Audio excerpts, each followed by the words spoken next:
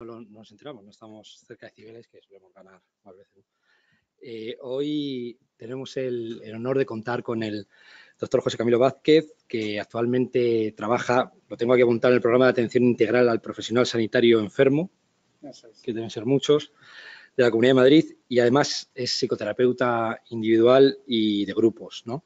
Licenciado en Medicina por la Complutense, especialista en psiquiatría, formado en el Hospital 12 de Octubre, secretario de la sección de Neurociencia Clínica de la Asociación Española de Neuropsiquiatría y tesorero de la Asociación Madrileña de Salud Mental. O sea, son muchas cosas, no sé dónde sacas tiempo. Hoy tenemos además una conferencia súper interesante porque a mí me resulta apasionante ese tema, pasos y tropiezos hacia una neurociencia crítica, así lo ha titulado, y en ella va a abordar algunos de los factores que facilitan la actual neurohegemonía, dice el doctor Camilo Vázquez, de la neurociencia. Se mencionará los elementos que en la actualidad generan más rechazo y resistencia a la misma y se propondrán diversas estrategias que permitirán a los clínicos incorporar el conocimiento científico de manera útil y respetuosa en su práctica asistencial. Yo creo que va a ser una jornada muy interesante. Yo no me la pienso perder, además, llevar la palabra crítica ya me resulta todavía más interesante y espero que disfrutéis mucho de ella. ¿Vale? Muchas gracias. Muchísimas gracias, Raúl, y a los asistentes.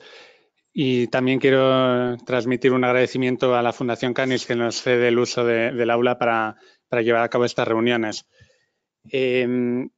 Yo he titulado esta charla Pasos y tropiezos, pues por dos motivos. El primero es que aquí traigo una serie de reflexiones personales desde mi posición, que ahora explicaré un poco cuál es, ¿no? Ya algunas pinceladas las ha dado Raúl, pero claro, digamos que estas reflexiones están muy determinadas por mis condiciones profesionales y también biográficas, ¿no? Y nos pasa un poco a todos en torno a este campo de conocimiento conformado por las neurociencias, al que le he añadido este adjetivo de crítica, no queriendo crear un neologismo ni un nuevo nicho de mercado, sino por una cuestión retórica, ¿no? Pero en lugar de hablar de sustantivos, os voy a proponer que usemos la palabra crítica en un sentido, ejecutivo, ¿no? De verbal, que la usemos, la crítica la llevemos a cabo. Entonces, como os decía, mi posición va a determinar un poco mi mirada en torno a este tema. En primer lugar, pues ya se ha dicho, soy médico y especialista en psiquiatría. Además, mi padre es psiquiatra también, mi mujer es psiquiatra. Una tía mía es psicóloga y su hija también es psicóloga. Entonces, partimos de que ya estoy rodeado desde hace mucho tiempo del mundo de lo mental, ¿no? Por otro lado, me defino principalmente pues, como un clínico. Yo no soy una persona experta en investigación neurocientífica, ¿de acuerdo? Pero como alguien que trata a personas que acuden a consulta, intento mantenerme actualizado y creo que todos los que acudimos a estas reuniones lo intentamos en cuanto a los conocimientos básicos de nuestra disciplina. Y creo que es importante, pues estar un poco al día y seguir aprendiendo en la medida de nuestras posibilidades. Al mismo tiempo, tengo que decir, esta es mi cartera de sesgos, por así decir, o de conflicto de intereses, ¿no? Ya he mencionado unos cuantos y también quiero comentar que desde que finalicé mi periodo de formación, pues decidí no recibir ya influencias por parte de la industria farmacéutica como un intento de permanecer lo más neutral posible y poder tener un discurso no condicionado en relación con este ámbito del conocimiento. Y es algo que de alguna manera creo que es necesario porque gran parte de la producción de conocimiento neurocientífico pues procede de un sector importante económicamente y también diría casi cultural, pues que tiene que ver con la investigación y la producción de psicofármacos y es importante tenerlo en cuenta. Lo que intento traer hoy aquí lo he dividido en una introducción pues que abordará un contexto sociocultural determinado que creo que influye en el predominio de las neurociencias y el peso que han ido ganando no solo a nivel científico, sino también de imaginario social y de cultura. Posteriormente, pues detallaré una serie de críticas habituales que se realizan contra neurociencia desde diferentes ámbitos. Y finalmente, bueno, pues haré una serie de propuestas, ¿no?, en la línea de poder adoptar un conocimiento neurocientífico de forma crítica que nos resulte útil a nosotros y a las personas a las que ayudamos. Muchas veces las personas vienen a consulta haciéndose la siguiente pregunta, ¿no?, o planteando este dilema: ¿por qué actuamos realmente como lo hacemos? ¿Por qué sentimos lo que sentimos? ¿Por qué sigo consumiendo una sustancia si veo que me destroza? ¿O por qué persisto en un síntoma, ¿no? Esa doble cara del síntoma la conocieron y la describieron fenomenalmente los psicoanalistas, porque eran, bueno, siguiendo la estela de Sigmund Freud, los que nos vinieron a demostrar que efectivamente no éramos los dueños de nuestra casa, por así decir, ¿no? Que nuestra vida mental, lejos de estar bajo nuestro absoluto control y escrutinio consciente, pues bueno, estaba condicionada por toda una serie de mecanismos subyacentes, el inconsciente, que al final influía, ¿no?, de manera decisiva en nuestra forma de comportarnos. Sigmund Freud marcó un impacto brutal a nivel de práctica clínica y a nivel sociocultural, pero como a todo titán del conocimiento le llega el momento de, bueno, de pasar al olvido, en este caso ya convertido en un icono pop, en una referencia pues cultural que aparece prácticamente más en las series de televisión y en los cómics que en el ámbito ya científico, ¿no? Muchas veces pasando por alto pues descubrimientos fundamentales y que tienen vigencia a día de hoy y que creo que la tendrán siempre, ¿no? Pero bueno, este ha sido un poco el devenir del psicoanálisis, caer un poco en el descrédito, porque obviamente gran parte del fundamento teórico pues no tenía una base que se ajustase al método científico y como tal, pues finalmente cayó por su propio peso. El vacío que deja el psicoanálisis, por así decir, por lo menos en una mirada amplia, ¿no?, más allá de la clínica, pues viene a ser ocupado por las neurociencias como un lugar donde entendemos que se encuentra el supuesto saber, el saber legitimado, ¿de acuerdo?, siempre por el método científico.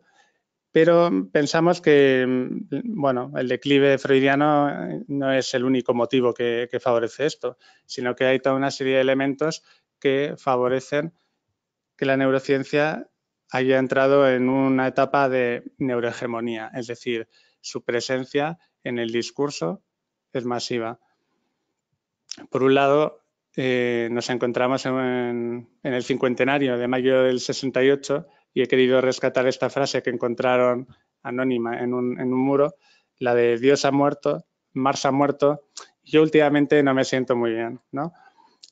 Creo que es una frase que traduce muy bien lo que ocurre cuando las sociedades occidentales ya no pueden creer en relatos unificadores que den sentido a toda la experiencia colectiva de la sociedad. Ya la religión, bueno, pues no tiene el empuje de antaño, las utopías políticas del siglo XX se han demostrado estériles, han conducido al mundo a un baño de sangre y, por lo tanto, ya no hay una verdad absoluta en la que las gentes puedan confiar. Eso tiene al final unas repercusiones en la construcción de nuestra propia identidad, ¿no? Y algunos sociólogos como Zygmunt Bauman lo han explorado y lo han detallado. Por otro lado, tampoco podemos confiar en el proyecto que nos ofrecen los políticos. Os traigo aquí el póster de esta película, Frost contra Nixon. Bueno, es cine americano, pero yo creo que tiene el punto interesante de que en la película se plantea la tesis de que lo que verdaderamente hundió a Richard Nixon fue que existían las entrevistas con un nuevo periodismo que disponía de cámaras de alta resolución donde se podía enfocar perfectamente al poderoso y ver que al fin y al cabo no era como el faraón, al que no se le podía mirar directamente bajo pena de muerte, o el emperador de Japón, a quien tampoco se podía mirar. Al poderoso que se le ve hoy en una entrevista, pues se le adivinan rasgos tan comunes como los nuestros, ¿no? Y no hay nada que despreciemos más que ver que un poderoso se parece a nosotros y por lo tanto es tan poco de fiar como nosotros lo somos en el fondo, ¿no? César Rendueles, que es un sociólogo, hijo de un psiquiatra bastante conocido en la Asociación Española de Neuropsiquiatría, pues escribió este libro que os pongo aquí, que se titula Sociofobia, y donde analiza el hecho de que tampoco confiamos mucho, de la misma forma que no confiamos en los poderosos o en los políticos, no confiamos tampoco en nosotros a la hora de hacer política. Política en el sentido de actuar dentro de nuestro campo de acción. Parece que vivimos en un mundo, en una sociedad de mercado, donde nos resulta más fácil esperar que los mecanismos del mercado y la tecnología solucionen nuestras propias demandas que no andar con el engorro de negociar con el otro, escuchar a quien tiene algo diferente que ofrecer, ponerse de acuerdo pues, con los vecinos del bloque de viviendas. En definitiva, hay un repudio, un cierto rechazo pues, al hecho de vivir en comunidad, ¿no? Parece que cada vez es más difícil negociar entre nosotros. Eso nos aboca al individualismo. Por lo tanto, bueno, pues utilizando este concepto del romanticismo alemán, el Zeitgeist, el espíritu de una época, pues vamos perfilando una serie de trazos que pueden estar influyendo en todo esto. Hemos hablado de la decadencia y caída del imperio freudiano, de la ausencia de macrorrelatos que unifiquen el sentido de las gentes, de un individualismo pujante. Las personas fundamentalmente buscamos a día de hoy, todos, maximizar nuestro disfrute, reducir el sufrimiento y, bueno, pues llevar un tipo de vida que vaya cumpliendo hitos que fundamentalmente marca la publicidad, que es nuestra principal vía de socialización a día de hoy. Esto, por supuesto, coexiste o tiene lugar en un capitalismo ya no de producción, donde se construían elementos materiales, coches, casas, ordenadores, sino donde intentamos adquirir experiencias o productos de ficción, ¿no? Parece, bueno, si prestamos atención al marketing, hoy en día ya no se anuncia una lavadora como algo que va a durar y que por lo tanto se le va a sacar un rendimiento y no, se habla de la experiencia de llegar a casa y poder tener tiempo de disfrutar con tu familia, etcétera. Como dice la filósofa Marina Garcés, también habitamos un mundo que mira hacia el futuro con espanto porque parece que no tiene nada que ofrecernos, ¿no? Habitamos el fin de los tiempos, por así decir. Una condición póstuma en la cual el futuro ya no va ligado a un progreso esperanzado, sino que solo vemos la catástrofe, intuimos la catástrofe y los productos culturales que tienen que ver con la ciencia ficción ahora mismo son fundamentalmente distopías, pero ni siquiera las distopías parecen muy lejanas, es todo como demasiado familiar, ¿no? Y muchas personas buscan hacia atrás un mundo mejor que se ha perdido en lo que han llamado retrotropías, ¿no? Por último, debido a que la ciencia es el último reducto de verdad universalizable, es decir, parece que en nuestra sociedad moderna solo aquello que venga validado por el método científico es digno de ser creído a pies juntillas, ¿no? Claro, eso nos lleva a pensar, pues como ocurre muchas veces en los hospitales, que hay una solución para cada malestar, ¿no? A veces nos ha pasado esto de que alguien llega y le dices que va a tener que aguantar, que nos gustaría poder hacer algo más por esta persona, por su sufrimiento. Y a veces nos han dicho esto de, pero ¿cómo no va a haber una pastilla o algo que usted me pueda dar con lo que avanza la ciencia, ¿no? Este es un comentario que flota en el aire y que de vez en cuando nos llega. Y es lo que algunos han llamado el solucionismo, que va unido a esta fascinación por lo tecnocientífico, ¿no? Por las imágenes brillantes y totalmente atractivas de los productos científicos. Bueno, esta es una encuesta de Metroscopia del 2017, si no me equivoco, en la que se valora el índice de confianza en diferentes instituciones del Estado español. Probablemente se vea un poco mal, pero bueno, he querido resaltar que el índice de mayor aprobación en esta encuesta, con un 95% de, bueno, confío en esta institución, lo comparten los médicos de la salud pública y la investigación científica. Al mismo tiempo, lo que marca la diferencia con otras instituciones bien valoradas es que tienen la menor tasa de rechazo con diferencia, un 3 y un 5%. Bueno, yo creo que esto, más que reflejar la excelencia, que me consta que es excelente, ¿no?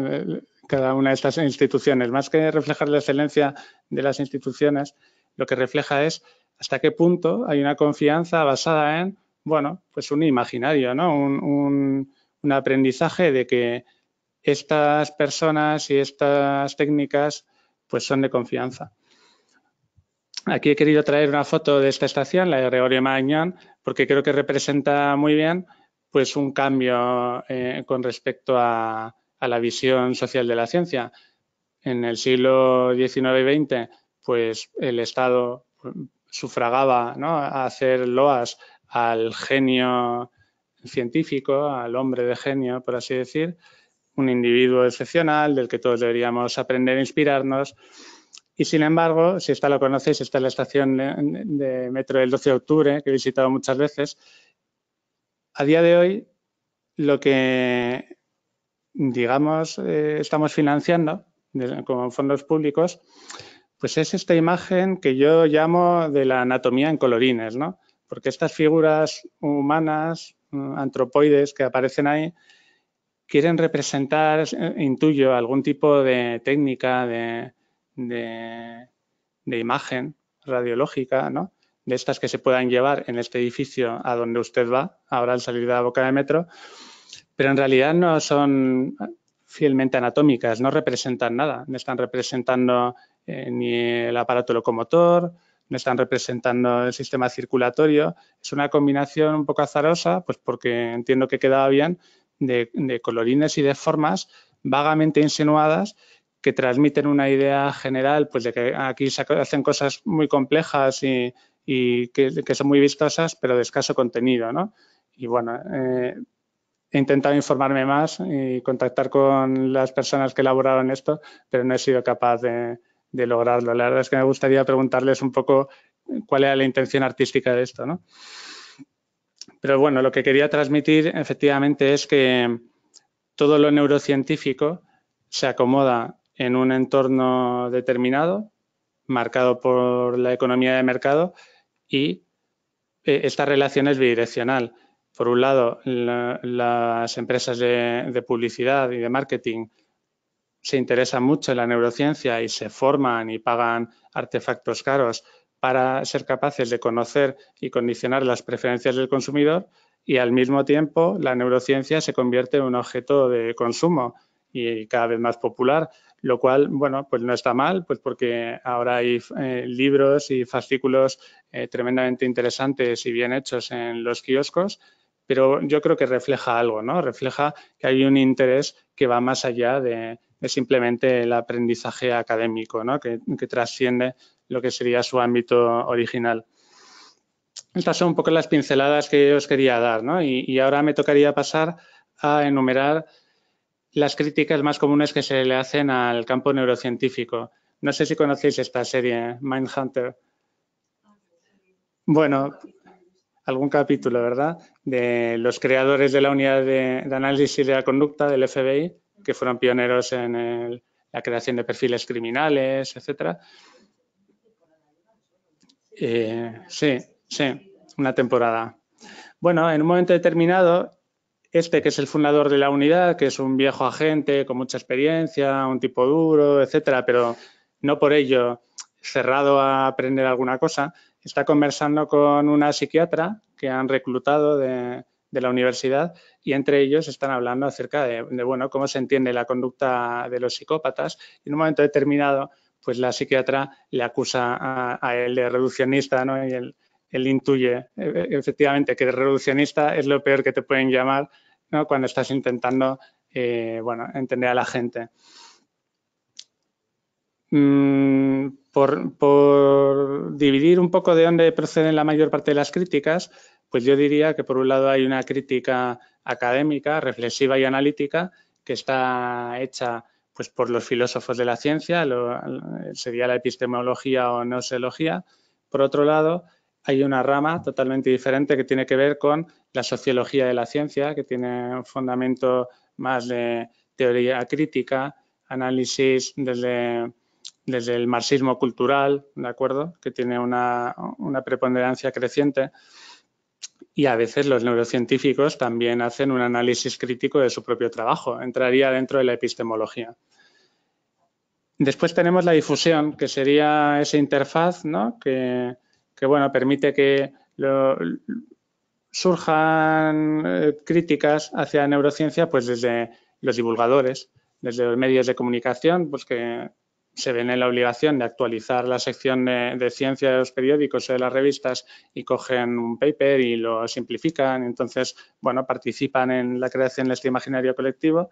La mercadotecnia o marketing, que, como hemos dicho, pues está muy presente, tanto convirtiendo la neurociencia en un producto como creando y promocionando la venta de otros productos. Por ejemplo, los psicofármacos son un ejemplo exitoso de, bueno, de mercadotecnia mezclada con neurociencia y muchas de las cosas que los pacientes a día de hoy nos cuentan en la consulta y que a veces nos encajan pero otras veces no, pues previamente han estado en un documento de un representante farmacéutico. Entonces, es una información que va fluyendo en un ciclo que al final nos llega, ¿no? Y finalmente tenemos a las personas que tienen una experiencia directa con los productos o las prácticas que tienen alguna relación con la neurociencia, ¿no? Si hemos hablado de psicofármacos, pues quizás haya pacientes que los han tomado, familiares que leen estudios sobre el TDAH, por ejemplo, ¿no? Y tenemos a los clínicos, pues que tienen como fundamento de su práctica, por lo menos a un nivel básico y teórico, la neurociencia y que en algún momento van a tener que hablar sobre eso, ¿no? O por lo menos responder algunas preguntas. Antes de entrar a detallar cada tipo de crítica, pues quería recordarnos que, bueno, a los animales humanos hay una serie de tendencias a la hora de procesar la información, pues que nos afectan, lo queramos o no, ya seamos académicos, consumidores, periodistas. En general, tenemos una tendencia continua a dar sentido, ¿no? A construir secuencias de hechos que tienen una dirección que normalmente, bueno, pues permite comprender las cosas que están ocurriendo de una forma relativamente simple, casi siempre con un matiz intencional, es decir, intentamos entender las cosas que suceden como si alguien las estuviera planeando y llevando a cabo. Y de hecho, nos sale continuamente el lenguaje, ¿no? Cuando leemos titulares como "La ciencia dice que comer omega 3 es beneficioso para evitar el deterioro cognitivo", ¿no? Bueno, la ciencia no dice nada, pero continuamente estamos personalizando y dando un sentido intencional a nuestra experiencia. Y generalmente un sentido autorreferente, ¿no? Parece que cuando entramos en un vagón de metro y está hasta arriba, pues es que, bueno, el mundo conspira contra nosotros y nos quiere hacer la mañana un poco más infeliz, ¿no? Nos sentimos protagonistas de la historia siempre. Además, nos encanta, tenemos una fuerte necesidad de sentir que tenemos el control de las situaciones y de nuestros actos y sufrimos mucho cuando no es así. De hecho, la experiencia de que nosotros somos dueños de nuestros contenidos mentales, de nuestro movimiento, de nuestras decisiones, que es lo que vendríamos a llamar sentido de agencia, es algo muy potente, es algo muy persistente e incluso aunque uno tenga una lesión cerebral severa. Y lo vemos continuamente, tanto si estamos sanos como si no. En general, interpretamos las cosas a posteriori como si las hubiéramos decidido, ¿no? Si nos preguntan por qué escogemos esta marca de champú y no otra, pues bueno, encontraremos una explicación seguro, pero no está muy claro que sea la verdadera. Al mismo tiempo hay esta reactancia psicológica que conocemos como la psicología inversa, que es que no hay mejor manera de que alguien haga algo que prohibírselo y al revés. Eso parece una ley universal, ¿no?, de la psicología humana. Por otro lado, como todos los primates, tenemos un sesgo en nuestros sentidos que nos orienta a prestar más atención a los estímulos visuales, y aquí pongo macroscópicos, pero en realidad sería mesoscópicos, ¿no? Es decir, pues el tamaño para el cual evolucionamos y al cual tenemos que sobrevivir, ¿no? No podemos ver bacterias, por mucho que una bacteria multiresistente nos pueda matar, pero sí podemos ver pues, animales del tamaño de un jabalí, ¿no? Y también en este sentido pues nos impresionan y nos impactan mucho los colores, la simetría. Bueno, son pequeñas cosas que condicionan nuestra forma de entender el mundo. Al mismo tiempo nos gusta mucho, tenemos una preferencia hacia la comprensión lineal de las cosas. No podemos captar normalmente la complejidad de todos los factores que influyen en la realidad al mismo tiempo, así que dividimos y simplificamos mucho de la forma que en realidad nos permite actuar de forma más eficaz y rápida, ¿no? Todo esto tiene un sentido evolutivo. Y además, nuestro sistema perceptivo está muy condicionado por el contraste o la oposición. Los colores por sí mismos tienen poco valor para nosotros. Normalmente se ganan relevancia en comparación unos con otros, ¿no? Todo lo captamos en función del marco de referencia, no captamos absolutos. Además, dividimos mucho los conceptos de tal forma que hacemos cortes artificiales en la realidad, ¿no? Digamos que si uno se deja llevar por determinadas intuiciones o estados psicodélicos, pues puede percibir que la realidad es una, ¿no?, que está todo conectado, y hay una parte de verdad en eso, pero para sobrevivir en el día a día eso no nos sirve más localizar cosas concretas y reaccionar como si el mundo estuviera compuesto de piezas. Dicho todo esto, una de las primeras críticas que se hace a la neurociencia es la de que una visión neurocientífica o el conocimiento neurocientífico es reduccionista. A veces se traduce como biologicista, en el sentido de que algunas personas consideran que si conocemos o ponemos mucho interés en conocer el andamiaje neurobiológico de las personas, pues estamos reduciéndolos en toda su esencia a eso. Es decir, una persona no es más que su cerebro, como decía Sherlock Holmes, ¿no? Claro, ahí le estamos desproveyendo de todo, de su contexto, de su identidad, de su historia, y esta es una de las acusaciones habituales, ¿no?, que parece que si se le presta demasiada atención al nivel neurobiológico, parece que estamos rechazando prestar atención a todo lo demás. Desde mi punto de vista, esto es un equívoco. Por un lado, pues porque decir reduccionista es algo que ha cosechado éxitos y a veces utilizamos las palabras de forma acrítica, ¿no?, sin plantearnos cuál es el contenido real.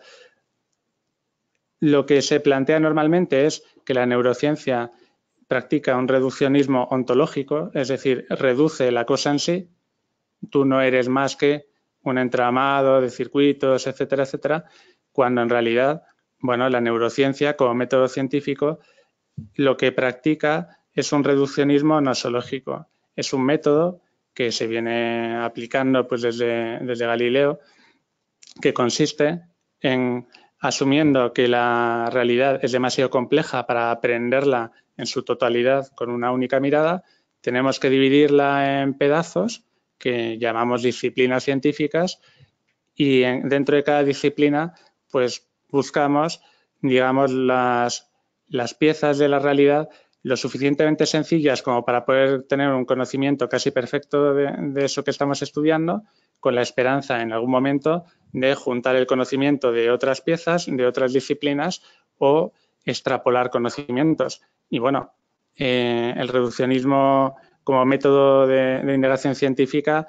nos ha llevado a a poder volar en aviones que van de Madrid a Nueva York sin ir más lejos. Es decir, que todo el progreso tecnocientífico de los últimos 200, 300 años tiene que ver con que el método de la reducción en ciencia funciona. Ahora, es verdad que en algún momento hay que ir un poco más allá, ¿no? E intentar unir esas piezas de conocimiento y tener una mirada un poco más amplia. También se acusa frecuentemente a las neurociencias de favorecer el determinismo.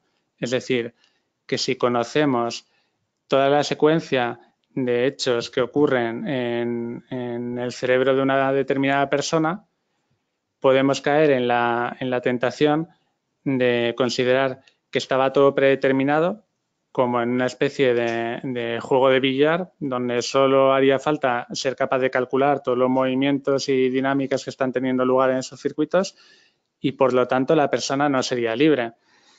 Y entonces, si la persona no es libre, ¿qué pasa con la responsabilidad, ¿no? Este es un debate habitual y que seguirá presente durante mucho tiempo.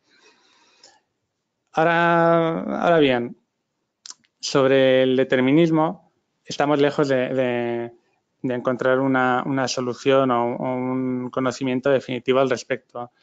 Pero sí que está claro que las personas estamos sobredeterminadas, multideterminadas, en lo que se ha denominado a veces determinismo caótico. Es decir, sabemos que si aceptamos que estamos compuestos de materia y que la materia responde a una serie de leyes y de dinámicas, pues entonces tenemos que aceptar que funcionamos de forma determinista a un nivel neurobiológico, pero continuamente están influyendo en nosotros tantos y tantos factores, algunos de los cuales conocemos y otros no, que en el fondo no podemos desentrañar bien cuál es el factor que finalmente hace que la balanza se incline hacia un lado o hacia otro.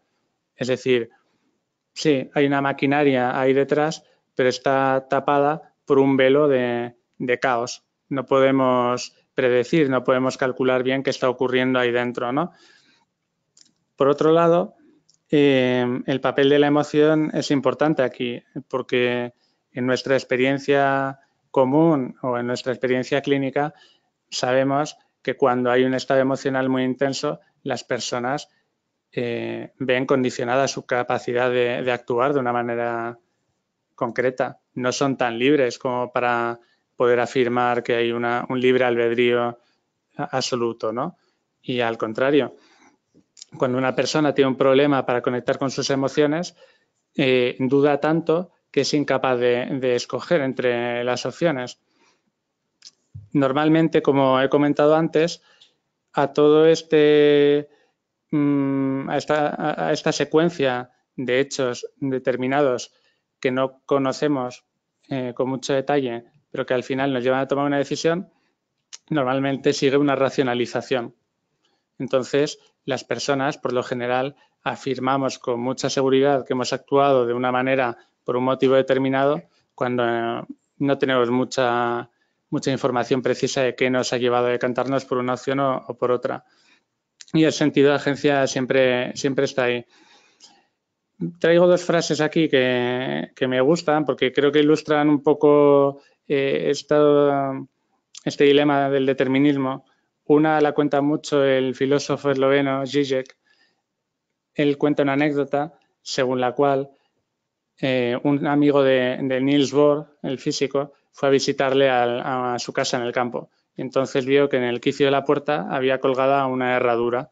Entonces, nada más entrar en la casa, este amigo le preguntó, bastante molesto, bueno, profesor, ¿no me dirá usted que cree en estas supersticiones de las herraduras que le va a dar suerte?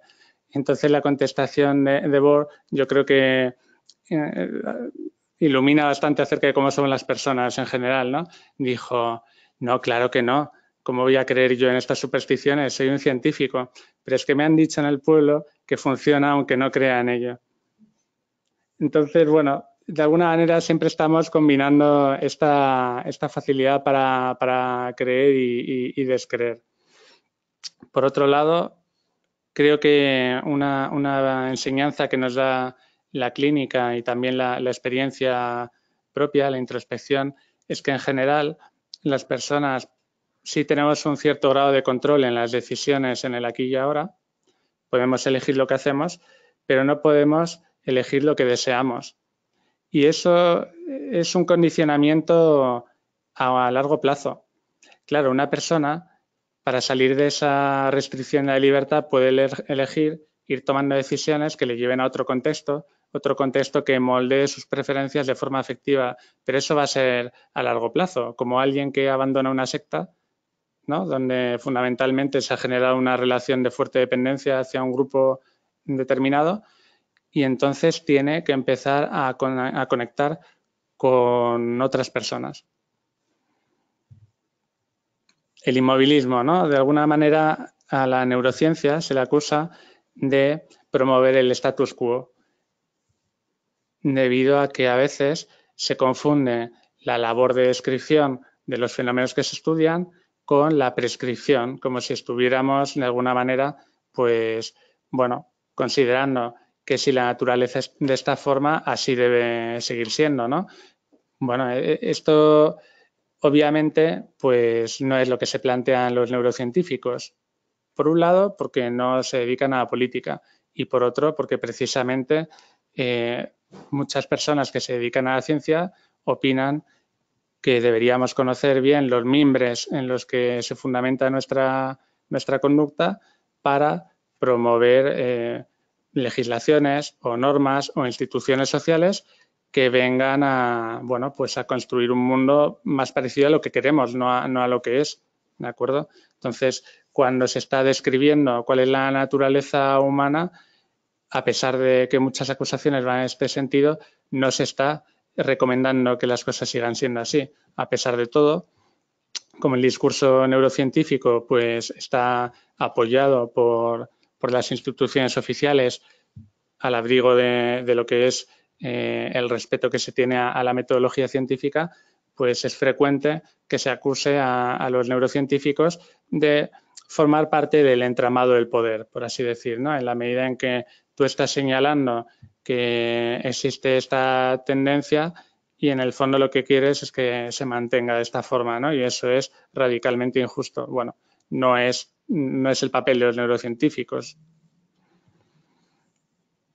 Esta crítica, que es más sofisticada, es la que denominan la falacia mereológica y fue enunciada por primera vez en el libro del filósofo Peter Hacker y el neurocientífico Maxwell Bennett, Fundamentos filosóficos de neurociencia. Ellos venían a afirmar algo en lo que en parte tienen razón, ¿no? Que muchas veces se habla del cerebro como si fuera el todo, como si fuera el sujeto agente, ¿no?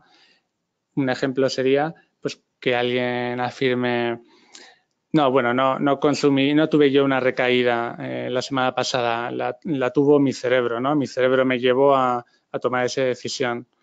Entonces ellos consideran que utilizar al cerebro como sujeto agente es un error de sintaxis, es tomar la parte por el todo y una forma de, bueno, enmascarar un dualismo encubierto, ¿no? Ellos lo que vienen a decir es que hemos desplazado el cuerpo y alma a los conceptos de cerebro y mente y que la mente de alguna forma sería el trasunto del alma, que simplemente hemos hecho un juego de un cambio de términos para despistar, pero que esto es incorrecto. Y algunos críticos, pues claro, al referirse a las consecuencias que esto puede tener para la creación de la propia identidad de las personas, pues hablan de que las consecuencias serían que estamos creando neurosujetos, personas que se conciben a sí mismas en base a su cerebro y a sus circuitos neurobiológicos, ¿no?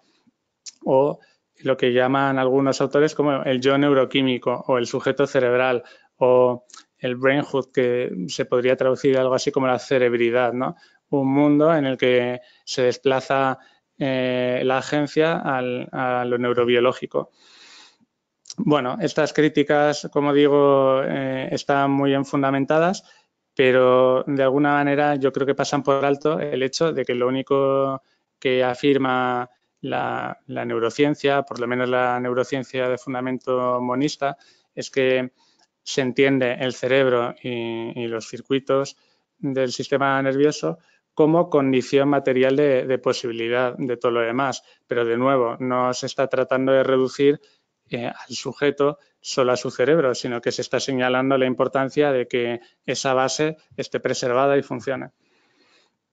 Y por último, y esto es totalmente cierto, como nos gustan los colorines y hay que llenar el espacio simbólico que dejó el test de Rorschach y los divanes, pues ahora mismo lo que representa icónicamente la neurociencia pues son los escáneres de resonancia magnética funcional con colorines realzados al máximo y bueno, pues la imagen que veis a la derecha no deja de ser una obra de arte irónica de una neurocientífica que tituló su cuadro como Andy Warhol for Neuroscientist.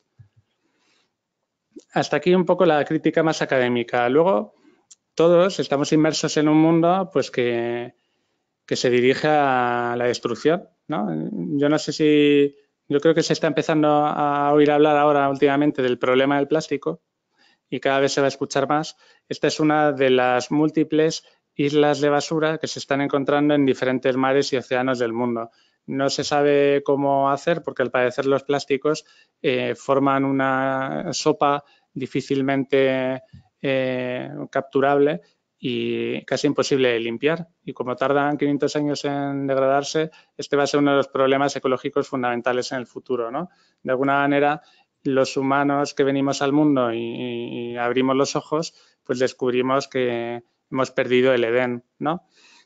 Y de alguna manera eso nos lleva a buscar un regreso al pasado, contrapuesto al poder oficial, que parece que desde el siglo XIX ha apoyado el progreso tecnocientífico y, por lo tanto, sería culpable de la destrucción de los ecosistemas, pues encontramos las personas, normalmente las personas más inteligentes y más críticas, no hay que engañarse.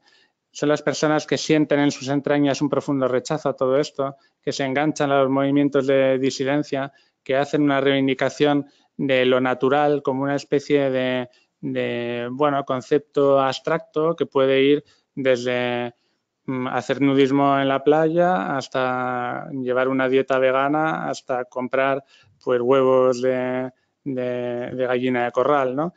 Hay todo un campo creciente de búsqueda de lo natural para intentar, desde nuestra impotencia como individuos, pues hacer algo contra esto que nos estamos encontrando, ¿no? Contra el mundo en su destrucción. A veces llevándonos incluso a la expiación, ¿no? Como un mecanismo en el que los individuos lavan su propia culpa por el estado del mundo, pues a través de sus decisiones individuales. Pongo aquí, este póster de Into the Wild, en la historia de Alien, que lleva a cabo esta peregrinación a la naturaleza, a las montañas, y finalmente pierde la vida en el intento, ¿no? De alguna manera quisiéramos volver atrás, pero no es posible, o el coste de volver atrás sería la pérdida de millones de vidas, probablemente. Por supuesto, no ayuda el hecho de que, los intereses comerciales, tanto de la industria editorial con su Publica o Muere y de la industria farmacéutica, permean muchos ámbitos de la sociedad, no solo a los receptores finales pues de los textos científicos o de los psicofármacos, sino de las personas que se ven involucradas en ensayos clínicos o los investigadores que se ven obligados a publicar un número determinado de papers, buscando siempre la novedad, no pudiendo guiarse por otros criterios de mayor valor intrínseco. Pues no ayuda todo esto a que la neurociencia tenga una buena imagen, ¿no? En el imaginario colectivo.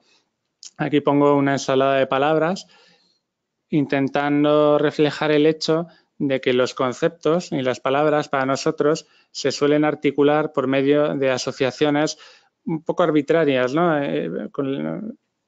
Cargadas afectivamente, que dependen mucho de con qué tipo de personas nos hemos movido y qué lazos afectivos tenemos con ellas, y que a veces se contraponen y crean relaciones complejas donde, la modernidad parece que se contrapone al orientalismo los movimientos en primera persona se contraponen a la industria farmacéutica, la derecha parece que se contrapone al modelo biopsicosocial. Son conceptos que no necesariamente están ligados, pero que se agrupan, se van uniendo unos con otros de forma un poco confusa a veces, ¿no?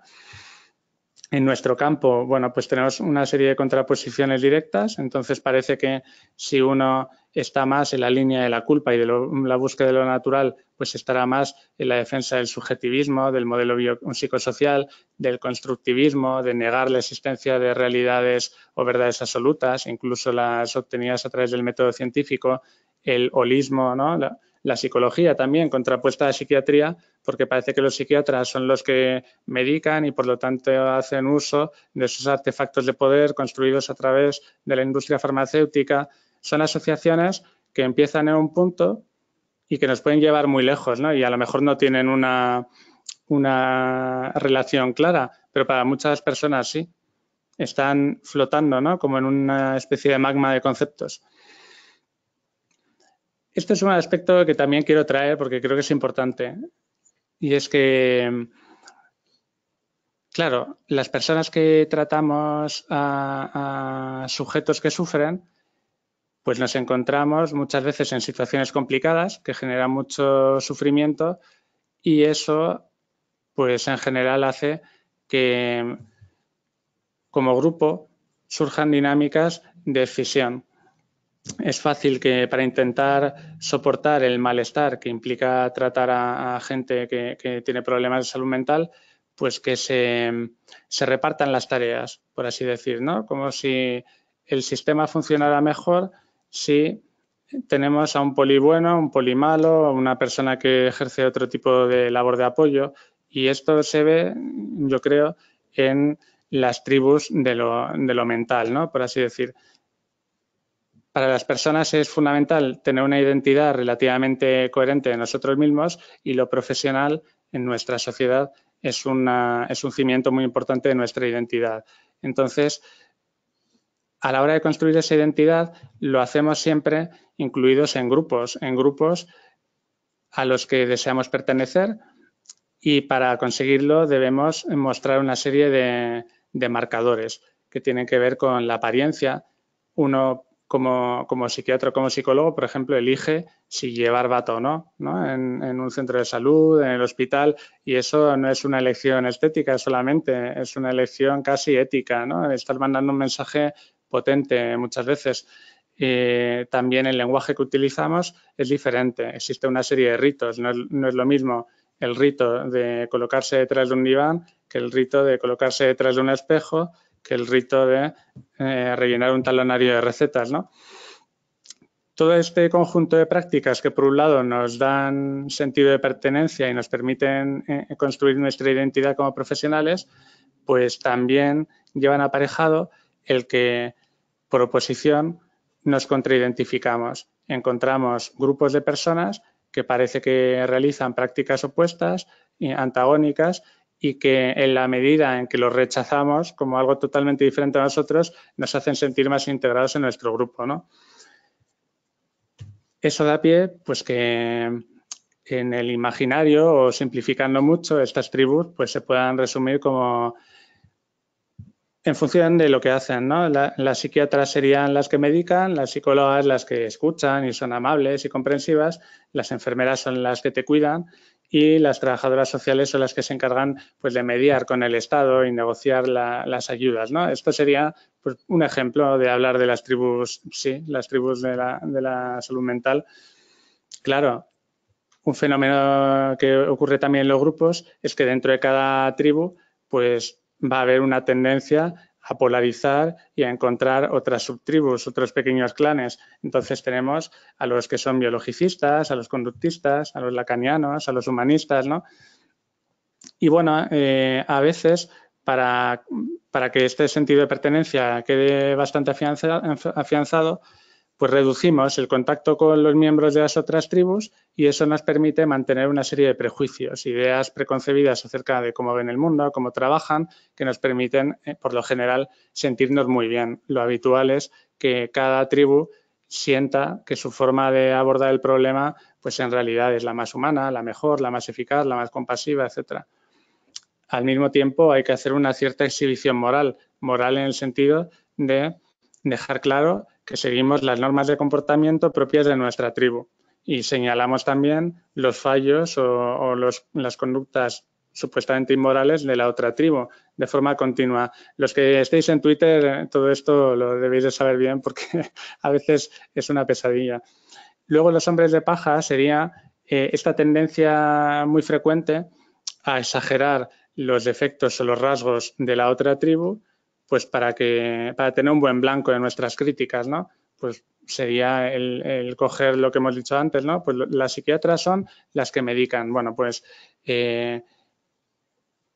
todos los psiquiatras son unos pastilleros influidos por la industria, etcétera, etcétera. Bueno, pues ese tipo de aseveración sería un hombre de paja. Y en general somos bastante autoindulgentes con nuestros propios fallos. Esto al final lleva aparejados quizás una serie de beneficios, ¿no? Como las guerras florales en Mesoamérica antes de la llegada de los españoles, pues mantiene a la gente activa, pensando, enfrentándose, de alguna manera es como entrenarse para la guerra. Y yo soy de la opinión de que el hecho de que estemos tan repartidos y divididos, pues hace que nuestro ámbito, el mundo de la salud mental, pues sea un mundo bastante autorreflexivo, que en general avanza a veces incluso más que otras ramas de la medicina, en mi opinión. Al mismo tiempo, bueno, pues como efectos sistémicos parece que vamos funcionando, ¿no? Con este reparto de tareas nadie tiene que asumir todas las tareas o parece que algunos pueden asumir hacer las más desagradables, otros llevan a cabo otras y de alguna manera el trabajo va saliendo. La pregunta es qué se pierde, ¿no? en este proceso, como en El Señor de las Moscas, que finalmente, mientras están peleándose por robarse el fuego unos a otros, pues le prenden fuego a la isla, ¿no? A veces se pierden cosas. Bueno, voy a intentar ser breve a la hora de formular una serie de propuestas para que la neurociencia, que a mí me gustaría reivindicar como útil y como parte de nuestro conocimiento de lo que determina la conducta y la salud y el sufrimiento de las personas, pues algo que debería informarnos y mejorar nuestra práctica clínica. Para eso deberían darse una serie de condiciones, que esté suficientemente fundamentada a nivel filosófico, que tengamos en cuenta el paradigma de las ciencias de la complejidad, que seamos capaces de establecer relaciones entre disciplinas, que seamos capaces de promover este término que es la justicia epistémica, es decir, de incluir a los beneficiarios finales, digamos los pacientes o las personas, en el proceso de generación de conocimiento, porque a veces perdemos conceptos o oportunidades que son muy válidas, ¿no? La etnografía sería la capacidad como para hacer un autoanálisis de los factores sociales que influyen en nuestra propia práctica como científicos, que muchas veces los queremos pasar por altos, y finalmente cómo incluir desde una perspectiva narrativista pues estos conocimientos neurocientíficos en el abordaje del sufrimiento de personas que construyen historias como sujetos. Aquí solo quería aclarar una confusión muy habitual y es que a veces la gente pregunta si la medicina, la psiquiatría o la psicología son ciencias. Bueno, pues la medicina o la psicología clínicas no son ciencias, son saberes aplicados que tienen un componente muy importante de conocimiento obtenido a través del método científico y eso le da una validez, pues normalmente que le permite utilizar técnicas mejores que el placebo, que se han demostrado mejores que el placebo, pero también hay toda una serie de componentes que forman parte de este saber hacer, ¿no? Por un lado tenemos una enormidad de marcos preteóricos, es decir, de teorías que intentan explicar la mente humana y su funcionamiento, que no han podido ser probadas, pero que nos sirven de forma provisional. También tecnologías que se utilizan pues como un oficio, ¿no? De la misma manera que un carpintero aprende cómo debe golpear la madera y cómo escoger el momento adecuado para trabajarla, pues también hay un saber hacer de las tecnologías que aplicamos en salud mental y también hay un marco ético, ¿de acuerdo? De alguna manera, bueno, debemos entender esto para no llevarnos a equívoco, ¿no? Cuando nos preguntan si todo lo que hacemos es científico, pues no todo está validado por el método científico, porque la ciencia o lo que se obtiene a través del método científico es solo una parte de lo que nosotros utilizamos en el día a día. Por otro lado, os recomiendo este libro, que es muy interesante, recoge una serie de debates dentro de los cuales surge este concepto de la falacia mereológica. Este texto os lo resumiría básicamente diciendo que debido a que el campo de la neurociencia y el campo de la psicología pertenecen a dimensiones de conocimiento que son independientes, muchas veces existe el problema de que los neurocientíficos o los clínicos plantean investigaciones que están mal fundamentadas desde el punto de vista filosófico. Pues si queremos, por ejemplo, encontrar un correlato entre una determinada actividad neurobiológica, ¿no? Utilizando ese paradigma, y una serie de criterios que permiten diagnosticar pues, un trastorno bipolar, por ejemplo, estos autores afirman con razón que estamos intentando enlazar paradigmas que son inconmensurables, que proceden de campos de conocimiento que no son equiparables. Entonces, de alguna manera, tenemos que poder acercarnos hacia un conocimiento de lo que es relevante para nosotros en la clínica, pero desde un fundamento más desde abajo, que dicen, ¿no? Down to the top. Es decir, quizás en lugar de buscar correlaciones con constructos tipo DSM, lo que tenemos que buscar son variables más sencillas como endofenotipos, o más variables todavía como experiencias fenomenológicas puras, intentar reducir al máximo, bueno, pues el elemento con el que se quiere establecer la correlación, porque si no, continuamente vamos a estar generando investigaciones o interpretaciones improductivas al estar intentando mezclar el agua y el aceite. Luego está el paradigma de la complejidad. De alguna manera, como he dicho antes, los animales humanos tendemos a interpretar el mundo y a concebirlo de forma muy lineal, pero sabemos que la multicausalidad es la norma, que existen en la naturaleza numerosas dinámicas no lineales que de alguna forma explican la emergencia de niveles de fenómenos complejos que no serían deducibles a partir de un análisis simple de los componentes, ¿no? Esto de que de los componentes de un nivel no se puede deducir el nivel de complejidad siguiente. De la misma manera que en esta habitación pues hay aire, moléculas de aire, del análisis químico de este aire no podríamos deducir que bajo ciertas condiciones se provoque un huracán ahí fuera, ¿no? Y el huracán no es más que aire sometido a determinadas dinámicas. Entonces, deberíamos ser capaces de desarrollar una mirada compleja que sea capaz de entender que la realidad se articula en diferentes niveles de complejidad sucesivos, ¿no? Aquí, bueno, pues pongo esta broma, ¿no? de la oxitocina, pues porque es un clásico. Se encuentra una molécula, se intenta correlacionar con una única función o un único circuito y al final nos llevamos un costalazo, pues porque aquí esto es real, ¿no? Se creyó que la oxitocina sería el tratamiento para promover la empatía y la confianza, iba a reducir la agresividad en las salas de urgencia, etcétera.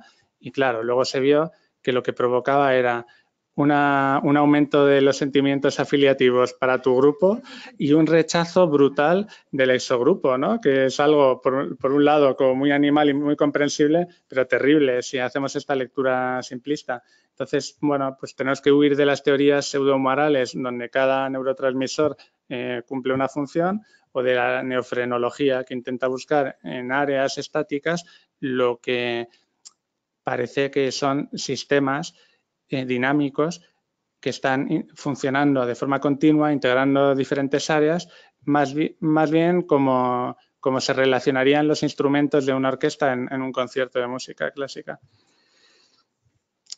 Esto es otro apartado importante. A veces parece que en salud mental comunitaria nos hemos conformado con juntar profesionales que saben algo de biología, los médicos, supuestamente, con profesionales que saben de psicología, con trabajadores sociales, y que de ahí, pues, no sé, por generación espontánea iba a salir un abordaje que tuviera en cuenta a la persona, ¿no? Y yo desde hace un tiempo pienso que hemos perdido de vista la importancia de los guiones. Más que lo bio, lo psico y lo social, desde el paradigma de las ciencias de la complejidad lo que importan son los guiones, el cómo un campo, lo biológico, da paso y afecta a lo psicológico, y cómo lo psicológico da paso y afecta y condiciona lo social a lo biológico, y probablemente con más flechas de interrelación entre ellas, ¿no? Traigo aquí 3 libros que recomiendo, pues porque creo que permiten ir averiguando un poco qué sucede en estas relaciones y que tenemos que trabajar mucho todavía.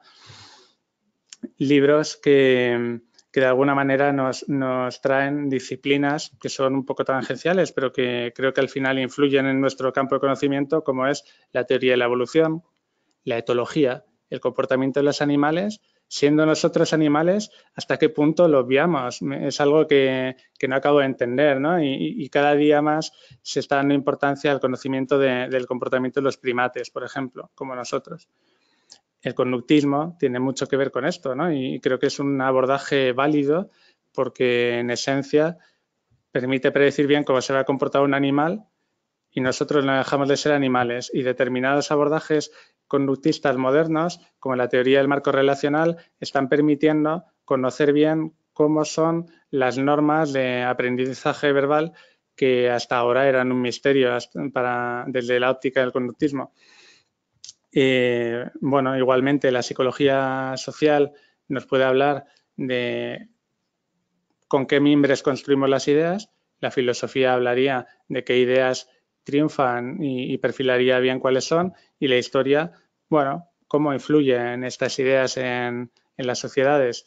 Y finalmente, la forma en la que nos organizamos, pues nos afecta. Lo que pasa es que no disponemos, hasta ahora que está empezando a emerger todo este movimiento de la Big Data, no disponemos de la capacidad amplia como para analizar todos los factores que nos condicionan, ¿no? Pero bueno, el libro de Conectados de Chris Takis y Fowler habla, por ejemplo, de esta noticia que tal vez hayáis escuchado, ¿no? Y es que si uno tiene a varias personas con sobrepeso en su grupo de amigos, hay una probabilidad multiplicada por n de tener sobrepeso al cabo de un tiempo, ¿no? Y este tipo de influencias que en principio no son obvias, que puede parecer que por sentido común sí, pero que están ahí, bueno, pues necesitamos comprenderlas bien desde una óptica también sistémica y desde el salubrismo.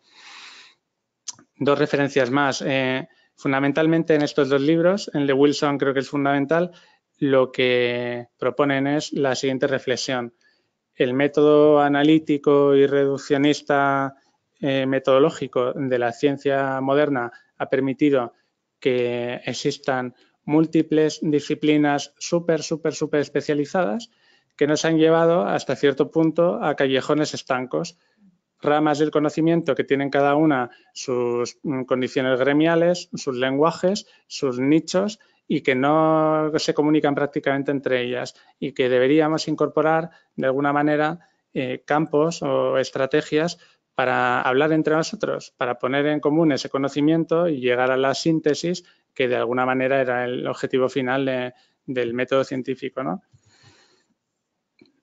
Traído al ámbito de las tribus de lo psicológico, pues creo que la neurociencia puede ser una buena tierra de nadie o tierra de todos para juntarnos, hablar, aprender palabras unos de otros, quitarnos las caretas, ver que en el fondo pues ni somos tan malos ni somos tan idiotas, y que estamos todos por lo general bastante motivados por ayudar, ¿no? E intentar comprender de qué estamos hablando y disponer de un terreno común que nos permita trabajar y generar conceptos nuevos, ¿no? A mí me gusta traer el ejemplo de la teoría del apego, que probablemente sea de los paradigmas más interdisciplinares y más exitosos que está permitiendo ayudar a la gente desde todos estos ámbitos. Bueno, no tengo mucho tiempo. Sí quería deciros que este concepto de injusticia epistémica del que habla Fricker se dividiría en 2 tipos. Por un lado, el hecho de que determinadas personas no son consideradas informadores válidos para determinada información, ¿no? Es algo que con lo que muchas veces con razón se acusa a los trabajadores de salud mental. Un poco este chiste de que en nuestro trabajo el cliente nunca tiene la razón. Entonces, si tiene un trastorno mental, pues su palabra parece que tiene menos peso, ¿no? Y eso permite perder o nos hace perder muchas oportunidades de entender de verdad cuál es la experiencia que está viviendo y poder indagar un poco más en la generación de conocimiento válido. La otra rama de esta injusticia sería la rama hermenéutica, ¿no? En la medida en que alguien carece de las herramientas conceptuales para poder identificar algo o nombrarlo, pues no puede participar ni en su propia comprensión ni en la generación de conocimiento. Creo que en la medida posible se debería intentar revertir esta dinámica pues a través de la financiación pública de las investigaciones o favorecer que la financiación pues privada o del tercer sector que se haga pues siga un poco se amolde un poco a las necesidades de las personas que son los destinatarios finales, ¿no? Y hoy estamos en un lugar donde eso se intenta promover. Las políticas de investigación en un marco general deberían de estar más participadas por las personas, ¿no? Yo creo que de alguna forma se debería animar a las personas a pronunciarse acerca de dónde se pone el dinero, en qué temas, en investigación, para que de alguna manera reviertan ellos, ¿no? En la línea de la investigación translacional y poder, pues en nuestro campo, en el campo de las ciencias naturales, promover los paradigmas de investigación cualitativa que tengan en cuenta la experiencia o el discurso directo de los sujetos y no solo a través de cuestionarios. Hicimos unas jornadas en octubre del año pasado donde en una ponencia muy interesante un neurólogo, Julián Benito, nos habló de que tratando enfermedades neurodegenerativas se les ocurrió preguntarles a los pacientes neurológicos qué tipo de situaciones o de circunstancias afectaban más a su calidad de vida. Y cuando se les preguntó algo más abierto, descubrieron, para su sorpresa, que no eran tanto los síntomas de la enfermedad como muchas veces los efectos adversos del tratamiento o el estado de ánimo depresivo o la incomprensión por parte de la familia. Bueno, pues son situaciones que a él, por ejemplo, le impactaron y yo creo que fueron muy provechosas para todos y para poder llegar a ese punto tenemos que estar dispuestos a escuchar a las personas. Uy, muy mal de tiempo. Esto sería la parte de la etnometodología. De alguna manera, los sociólogos de la ciencia, de forma un poco provocadora, han intentado desenmascarar a los científicos, ¿no? Por decirlo de alguna manera. Vienen a decir que, que esto de que las verdades obtenidas por el método científico no son tan fiables y el motivo es que, claro, desde una óptica materialista, pues los científicos no dejan de ser personas que tienen que pagar hipotecas, que tienen intereses profesionales, carreras que labrarse y, por lo tanto, como ocurre a Científico, que es una cuenta paródica de Twitter, pues claro, tira un poco por los suelos esta idea de que la ciencia es prístina y que se vale a sí misma porque se sigue un método riguroso, ¿no? Lo que dice Científico es que la ciencia no se hace sola, hay que hacerla y eso va a marcar un poco los resultados. Un autor fundamental en este sentido es Bruno Latour, un sociólogo que se metió en el laboratorio Salk en Estados Unidos durante un año y entonces lo que él adoptó fue la mirada del antropólogo que de forma como muy desprejuiciada iba anotando qué era lo que pasaba en aquel laboratorio, ¿no? Y él venía a decir que finalmente, aunque en este laboratorio se descubrió y se sintetizó la hormona liberadora de gonadotropina o de tirotropina, ahora mismo no lo recuerdo, fundamentalmente lo que él afirmaba era que esa hormona no dejaba de ser un constructo social y que lo que fundamentalmente producía ese laboratorio eran textos, eran papers y que ahí había un juego de poder muy importante entre los diferentes investigadores. Bien, sin llegar a la postura en la que nos creemos, como en la viñeta de la derecha, pues que el cuchillo que tiene clavado el señor es una metáfora, entonces no se tiene que preocupar, ¿no? Donde impugnamos la realidad material, pues sí que hay una parte provocadora y que podemos rescatar en el análisis sociológico de nuestra actividad, que es pensar un poco y revisar cuáles son los condicionamientos ideológicos de nuestra práctica, ¿no? Aquí he traído a este señor que se hizo famoso porque exigía, reclamaba que le demostrasen dónde estaba la contaminación de Madrid, ¿no? Lo que pasa es que por su posición en el mundo él era incapaz de percibirlo, ¿no? Y sin embargo, si uno lo observa desde la lejanía, pues qué duda cabe de que hay contaminación en Madrid. Entonces, la pregunta a resolver aquí sería, ¿qué ideología puede haber en la práctica con bases neurocientíficas o en la clínica de salud mental?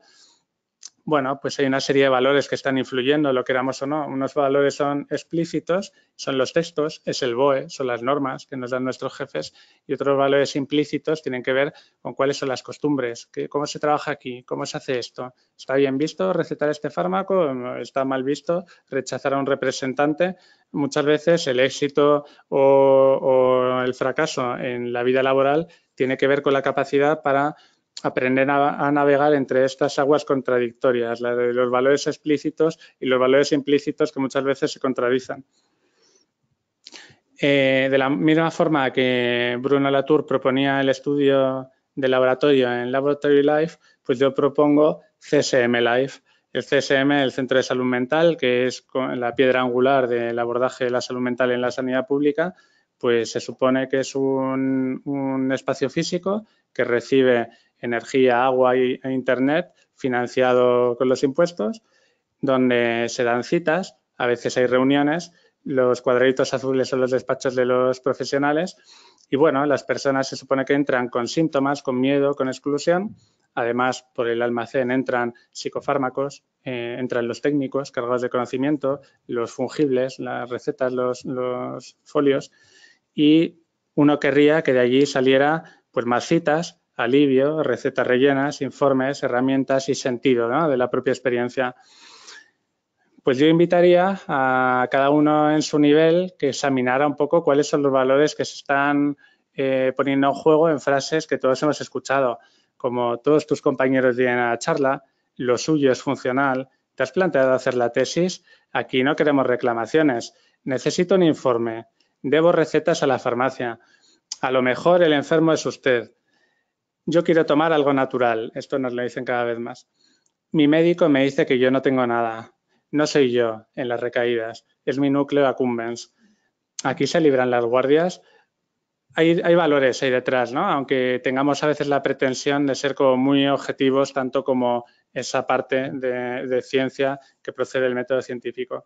Ya para terminar, de la misma forma que hay una parte que sí tiene su origen en el método científico, intenta ser una verdad universalizable, trabajamos con personas, trabajamos con sujetos que elaboran discursos acerca de ellos mismos con unas condiciones pues, que aquí hemos mencionado que a veces se contraponen directamente con lo que conocemos del cerebro, ¿no? Por eso pongo aquí lo de Mind the Gap. Hay un espacio que todavía estamos muy lejos de rellenar y que tenemos que tener siempre en cuenta para no caer en él.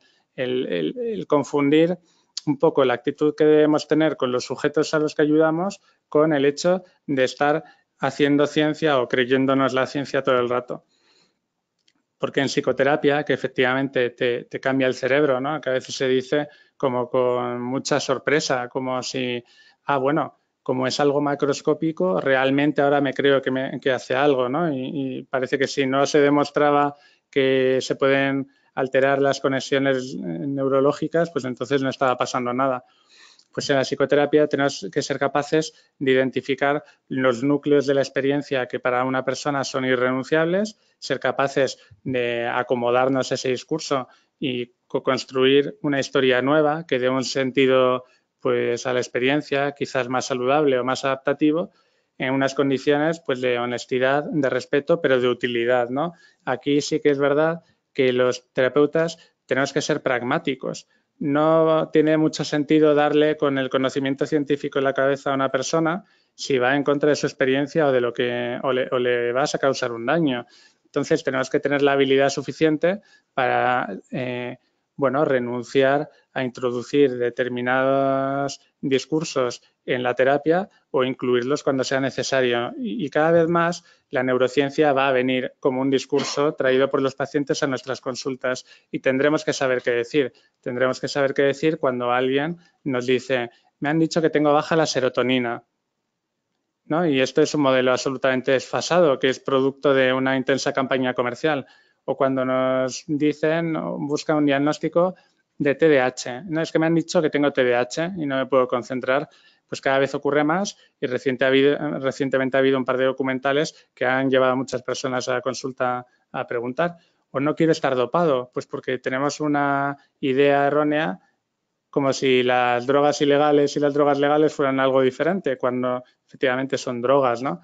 Pero, bueno, si somos capaces de entender por qué lo son, pues podremos asumir que somos algo así como camellos oficiales, pero que por lo menos les puedes encontrar si algo va mal, les puedes denunciar, reclamar.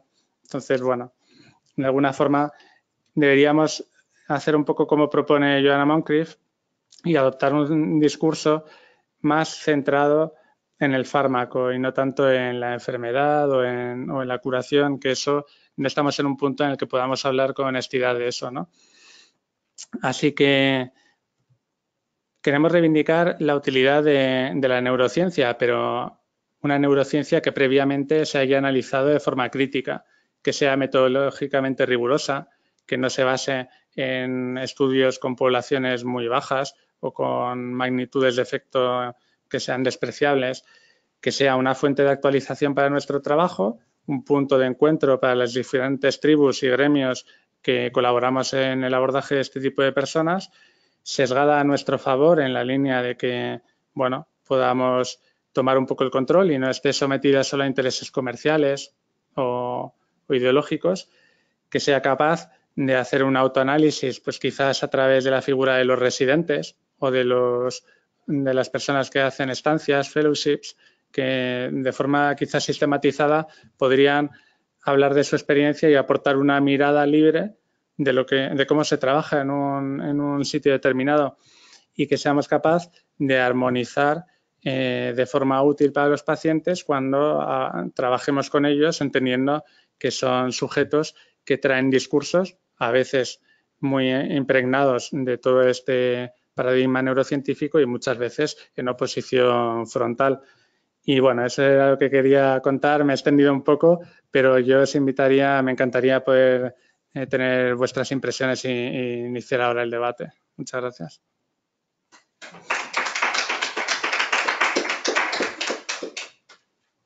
Voy a pasaros, si queréis, un micrófono, como se está grabando.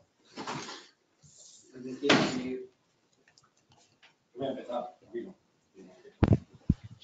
Me ha resultado muy interesante lo que te decía, que estaba seguro que iba a ser muy interesante, y hay algunas cosas que de tu conferencia que algunas me preocupan, otras estoy completamente de acuerdo y otras sí necesitaba que me aclarasen, ¿no? Lo primero, esa encuesta que has puesto al principio de la confianza institucional. Sí, de la confianza, sí. La ciencia, que decías, como último reducto de verdad, ¿no? Que la gente suele pensar eso, y hablabas que prácticamente los científicos tenemos el 95% de aceptación y un 5% de rechazo, ¿no? Seguramente es porque tenemos departamentos de marketing muy poderosos, porque ya desde el 2016 la crisis en la replicabilidad de los resultados es realmente abrumadora, ¿no? Más del 80% de los artículos científicos publicados contienen datos falsos o mal analizados, con lo cual realmente no son válidos, ¿no? Eso me llevaba, lo has estado, has hecho un pequeño esbozo de ello, ¿no? Lo que es la búsqueda del conocimiento frente a la búsqueda del reconocimiento, ¿no? Y eso yo creo que tenemos que ver qué parte de responsabilidad tenemos. Es decir, la búsqueda de reconocimiento, yo estaba apuntando aquí, ¿no? Como la presencia o el desarrollo de disciplinas que son excluyentes, distintas disciplinas que son todas excluyentes realmente. Es decir, un psiquiatra, ¿por qué va a hacer psicoterapia? o en el Colegio Oficial de Médicos si planteas, oye, ¿por qué no van a recetar los psicólogos, ¿no? O los enfermeros, las enfermeras, tal. Bueno, pues eso realmente a uno le termina removiendo algo, ¿no? Principalmente porque se nos ha hecho creer, y tú lo planteabas ahí, ese reduccionismo nosológico, que nos ha hecho avanzar mucho. Tú decías, por ejemplo, podemos volar, ¿no? De aquí a Nueva York, ¿no? Porque tendemos a confundir lo que es el avance tecnológico con los avances científicos, y es completamente distinto. Una cosa es la tecnología y otra cosa es la ciencia, eso es completamente diferente. Es decir, de hecho es uno de los problemas que tenemos. La ciencia o digamos, las disciplinas de la vida que se encargan de estudiar, ¿vale? Y cuando digo disciplinas podemos hablar de psicología, medicina, biología o algunos que intentamos hacer un poco de todo, ¿no? En esto, nos vemos sometidos a los avances tecnológicos para poder realizar descubrimientos. Ya se lo dijo en los años 60, ¿no? Que los descubrimientos, los grandes hallazgos iban a ser primero desde el desarrollo tecnológico para luego llegar a las hipótesis, a las ideas, ¿no? Ese es el error, quizá, que confundimos desarrollo tecnológico con desarrollo científico. Es completamente diferente, ¿no? Por tanto, yo creo que no sabía que la neurociencia tenía tanta o generamos tanto recelo. Sí que es cierto que dentro del mundo neurocientífico te encuentras con gente que necesita etiquetarse. Esto lo hemos hablado muchas veces, ¿no? Que dice, soy neurocientífico o soy neurocientífica y tal, ¿no? Y dices, bueno, ¿y qué opinas de los modelos no lineales que tú estabas hablando, ¿no? Dinámica no lineal, compleja, teoría del caos, tal, no sé qué. Te dices, no tengo ni idea. ¿Y qué opinas de las redes tal? No tengo ni idea de neuroanatomía. Es que eso es muy... Entonces, ¿de qué sabes? No, yo sé de psicología. O no, yo es que sé, por ejemplo, de neuroquímica, ¿no? Pero no me hables de nada más, de modelos, por ejemplo, psicosociales, etcétera. No tengo ni idea, ¿no? Luego, realmente no son neurocientíficos. Son o psiquiatras con una motivación de ser un poco más o psicólogos con la motivación de ser un poco más, ¿no? Yo creo que ese es el gran problema y que lo hemos hablado dentro del grupo, ¿no? De neurociencia. Realmente no es tan complicado abarcar distintas disciplinas. No todo lo que se estudia en psiquiatría tiene sentido, o en medicina, no todo lo que se estudia en psicología en la carrera tiene sentido, no todo lo que se estudia en física tiene sentido. Luego, puedes abarcar distintas disciplinas y no hace falta, yo creo que eso lo he comprobado en distintos laboratorios, en distintos centros, trabajar con distintas personas especialistas en algo e intentar que lleguen a un acuerdo es imposible, porque no sabe lo que está hablando el otro, no entiende. De hecho, hay muchísimos sesgos cognitivos que tú estabas diciendo, ¿no? Cada uno lleva sus prejuicios, que al final es un sesgo cognitivo, y no llega a entender al de al lado, ¿no? Con lo cual, yo creo que deberíamos intentar, ahora que la Rey Juan Carlos está tan de moda, por malas noticias, tienen una carrera que es formación científica y dan geología, biología, física, biomedicina, psicología. Tienen relativo éxito. Yo creo que es el único grado aquí en España que funciona así, ¿no? Y tienen relativo éxito. Es verdad que cuando hablas con los biólogos dicen no sirve para nada, los psicólogos dicen no sirven para nada, los médicos dicen no sirve para nada, ¿no? Pero realmente yo creo que sería interesante fomentar el estudio de otras disciplinas para entender fenómenos complejos. Que no todo es lineal, pero tampoco no todo es no lineal y complejo. Luego, yo creo que sería interesante llegar a ese punto. Me ha gustado mucho. Yo creo que sería para ir profundizando en distintos aspectos que ha sido mostrando, dando pinceladas aquí, porque es verdad que el tiempo es el que tenemos, pero yo sí que te invito para próximas convocatorias que nos centremos en algunas de ellas y vayamos discutiendo sobre ello, si te parece. Pues muchísimas gracias. Bueno, solo puedo darte la razón, ¿no? Efectivamente, la crisis de replicabilidad ha sido uno de los temas candentes y a veces, claro, da tanta vergüenza que uno quisiera que no se entere la gente, ¿no? Más allá del ámbito de la academia, porque bastante problema estamos teniendo últimamente pues con las vacunas, por ejemplo, ¿no? Con otras situaciones donde parece ser que lo que procede del saber científico se pone en cuestión y a saber qué consecuencias tiene, ¿no? Por otro lado, la búsqueda del reconocimiento efectivamente es uno de los factores que señala Bruno Latour. Tiene un articulillo que no está mal en uno de sus libros donde describe la búsqueda de poder de un neuroendocrinólogo, en concreto, un tipo al que describe, bueno, haciendo una lectura de su labor científica como un capitalista agresivo. Es bastante graciosa, pero yo creo que nos aleja no se aleja mucho de la realidad, ¿no? Por mucho que busque provocar. Entonces, claro, ese tipo de influencias están teniendo un efecto quizás no inmediatamente visible, pero sí de zapa, ¿no? Algún día da la sensación de que se nos va a venir abajo la credibilidad que aparece aquí en la encuesta. Y en cuanto a la capacidad para reunirnos en esta tierra de nadie de la neurociencia y hablar, pues es verdad lo que dices, ¿no? Y a veces da la sensación, por lo que yo he leído de gente que ha hecho esta propuesta interdisciplinar, da la sensación de que siempre se propone con mucha ilusión y que al cabo de un tiempo pierde fuelle por cosas parecidas a lo que comentas.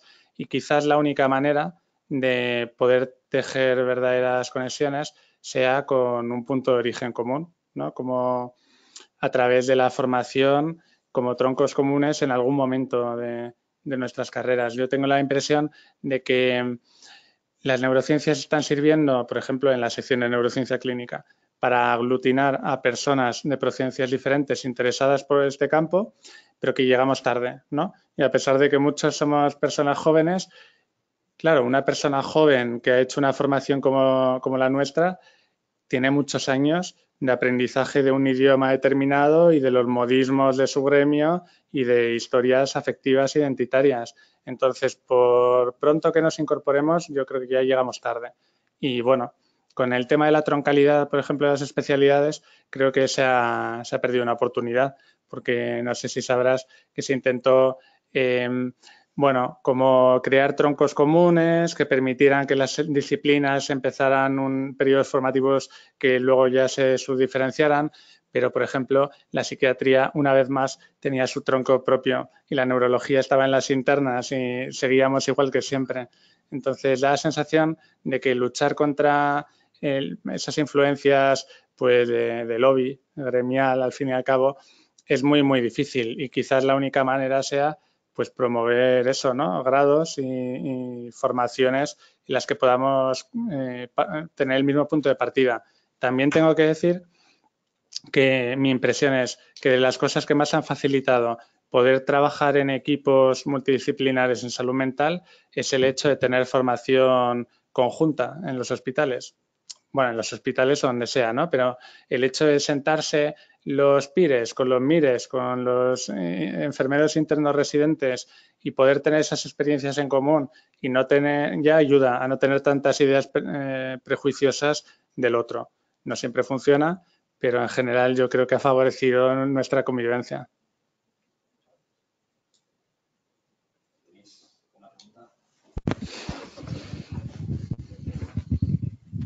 Sí, muchas gracias por la conferencia. Está llena de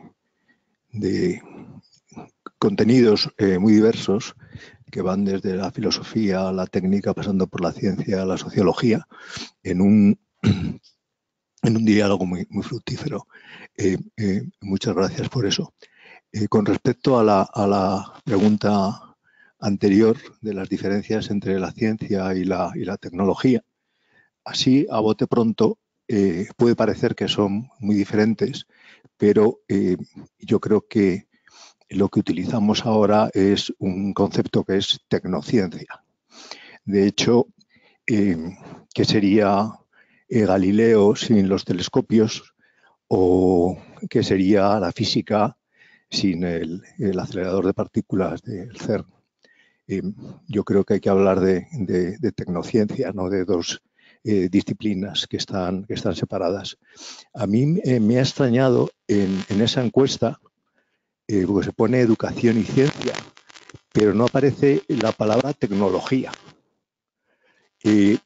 Probablemente las personas a las que le han hecho esa encuesta realmente estaban pensando en la televisión o en el Game Boy o en el GPS y no propiamente en la investigación neurológica o física.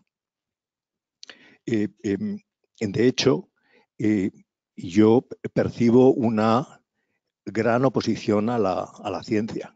Realmente, cada vez hay más sectas como los homeópatas, que no me oiga nadie, y otros tipos de pseudociencias que abundan y realmente abundan, porque la ciencia yo creo que está perdiendo credibilidad, porque no soluciona los problemas reales, los problemas que tienen las personas de verdad. O sea, las personas tienen falta de cariño, no de bosones de Higgs. Bueno, siguiendo, porque es muy compleja tu presentación.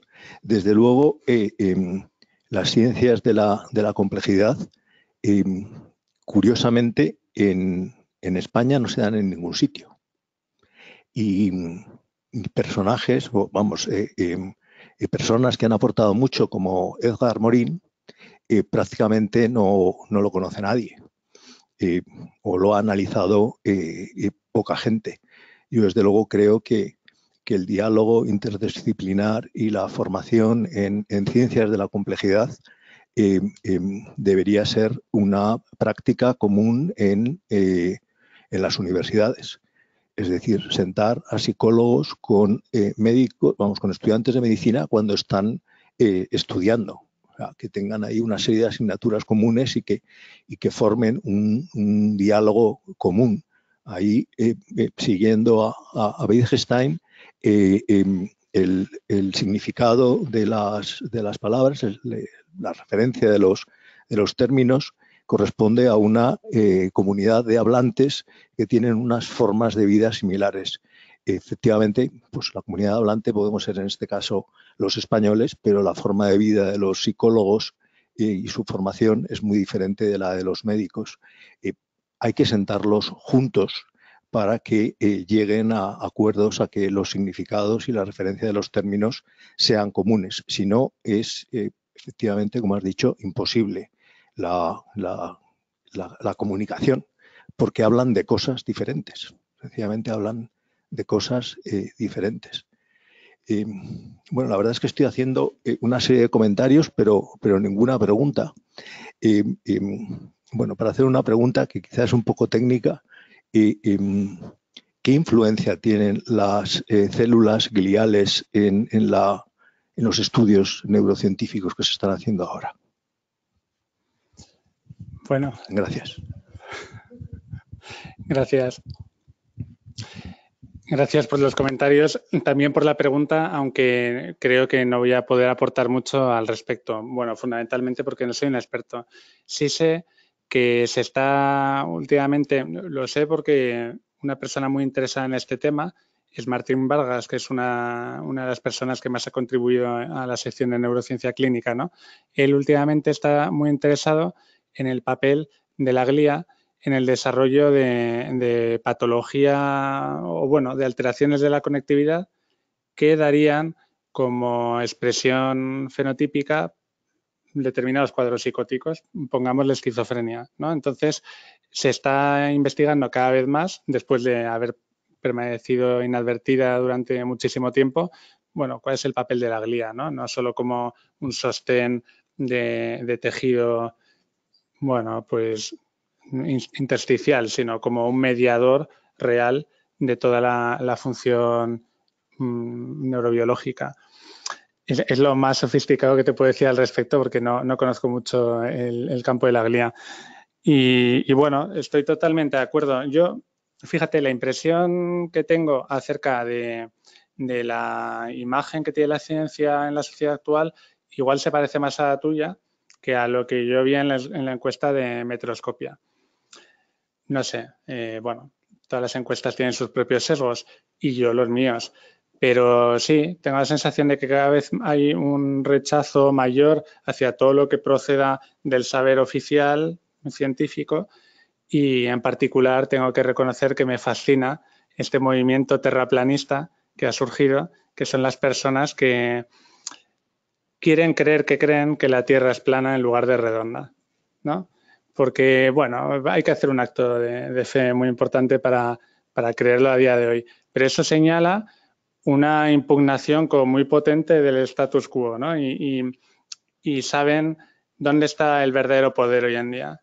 El verdadero poder es la NASA, en un sentido simbólico, porque como los políticos no son creíbles, las religiones han dejado sus templos absolutamente vacíos, pues la única institución que tiene una solidez aparentemente intrínseca es la ciencia. Entonces, bueno, automáticamente se convierte en un objetivo a batir, muy jugoso, ¿no? Y bueno, pues muchos movimientos surgen así por oposición, estoy totalmente de acuerdo. Y acerca de los estudios de la complejidad, efectivamente, la primera vez que yo tuve un contacto con la noción de complejidad, pues fue viendo Jurassic Park, en esa escena en que el matemático le explica, intentando ligar con la paleobotánica, le explica cómo una gota de agua nunca va a seguir el mismo recorrido por su piel por pequeñas variaciones en el vello y en la superficie.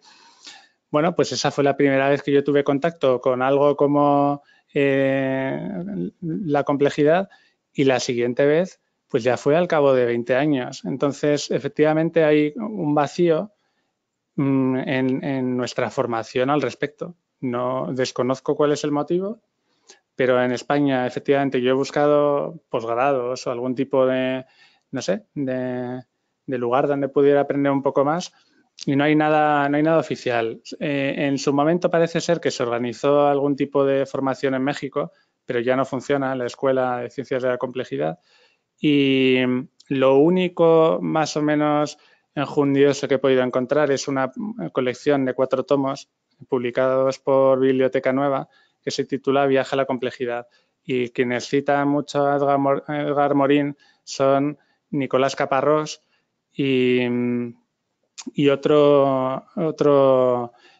psicoanalista de peso en la Comunidad de Madrid, cuyo nombre ahora mismo no recuerdo, que de alguna manera trataron de reivindicar este paradigma traído a las orillas de la comprensión de la mente y la conducta. Sí, pero es lo único que he podido leer.